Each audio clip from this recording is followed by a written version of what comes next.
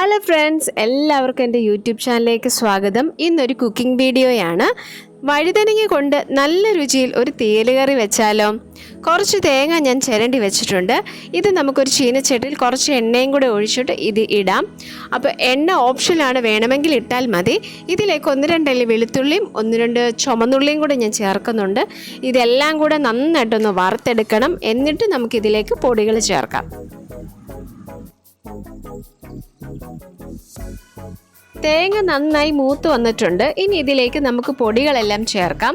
ആവശ്യത്തിനുള്ള മല്ലിപ്പൊടി, മുളക് പൊടി, മഞ്ഞൾപ്പൊടി ഇതെല്ലാം ചേർത്ത് നന്നായി ഇളക്കാം. ഇനി നമുക്ക് ഫ്ലെയിം ഓഫ് ചെയ്യാം. ഇനി ഇത് ആറിയതിന് ശേഷം നമുക്ക് മിക്സിയിലിട്ട് നന്നായിട്ട് അരച്ചെടുക്കാം. അധികം വെള്ളമൊന്നും ഒഴിക്കാതെ ഞാനിത് നന്നായിട്ട് അരച്ചെടുത്തിട്ടുണ്ട്. ഇനി ഒരു കറിച്ചട്ടി വെച്ചിട്ട് നമുക്ക് കുറച്ച് എണ്ണ ഒഴിക്കുക. എണ്ണ ചൂടായി വരുമ്പം നമുക്ക് കടുകിടാം. കടുക് ഒന്ന് പൊട്ടി വരുമ്പം നമുക്ക് 1-2 വറ്റൽമുളക് ഇടാം. വറ്റൽമുളക് ഇട്ട് ഒന്ന് മൂത്ത് കഴിയുമ്പോഴത്തേക്ക് ഞാൻ കുറച്ച് ചുമന്നുള്ളിയാണ് എടുത്തിരിക്കുന്നത്. ചുമന്നുള്ളിയും കൂടി ഇട്ട് 1-2 കറിവേപ്പിലയും കൂടെ ഞാൻ ഇടുന്നുണ്ട്.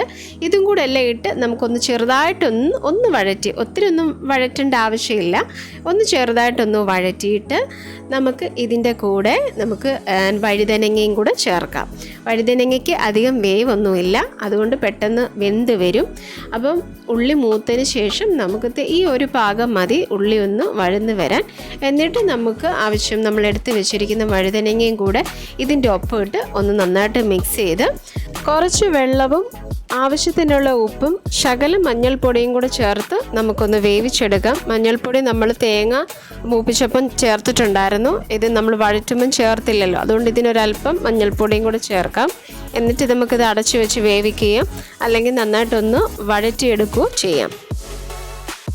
വഴുതനങ്ങയൊക്കെ നന്നായിട്ട് വെന്ത് വന്നിട്ടുണ്ട്. ഈ ഒരു പാകം മതി. ഇനി നമുക്കിതിലേക്ക് അരപ്പ് ചേർക്കാം.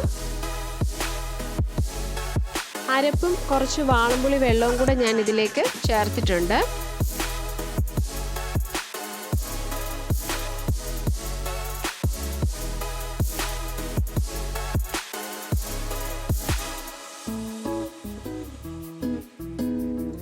ഈ സമയം കുറച്ച് വെള്ളം നമുക്ക് ചേർക്കാം. ഉപ്പ് നോക്കി കുറവാണെന്ന് തോന്നുവാണെങ്കിൽ പാകത്തിനുള്ള ഉപ്പ് ചേർക്കാം.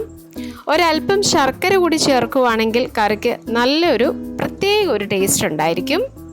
അപ്പോൾ ഇത്രയേ ഉള്ളൂ. ഇനി ഈ കറി നന്നായിട്ടൊന്ന് തിളയ്ക്കണം. തിളച്ചു കഴിഞ്ഞാൽ നമ്മുടെ ടേസ്റ്റി ആയിട്ടുള്ള നല്ല അടിപൊളി രുചിയിൽ വഴുതനങ്ങ തീയൽ റെഡി ആയിട്ടുണ്ട്. ഈ ഒരു കറി മാത്രം മതി നമുക്ക് ചോറുണ്ണാനായിട്ട്. അപ്പോൾ തീർച്ചയായിട്ടും നിങ്ങളിതൊന്ന് ട്രൈ ചെയ്ത് നോക്കണം. അഭിപ്രായങ്ങളെല്ലാം കമൻറ്റ് ചെയ്യണം. വീഡിയോ ഇഷ്ടമായാൽ ലൈക്ക് ചെയ്യണം. ചാനൽ സബ്സ്ക്രൈബ് ചെയ്യാതെയാണ് കാണുന്നതെങ്കിൽ ഒന്ന് സബ്സ്ക്രൈബ് ചെയ്യണം. അപ്പം ടാറ്റാ, ബൈ ബൈ.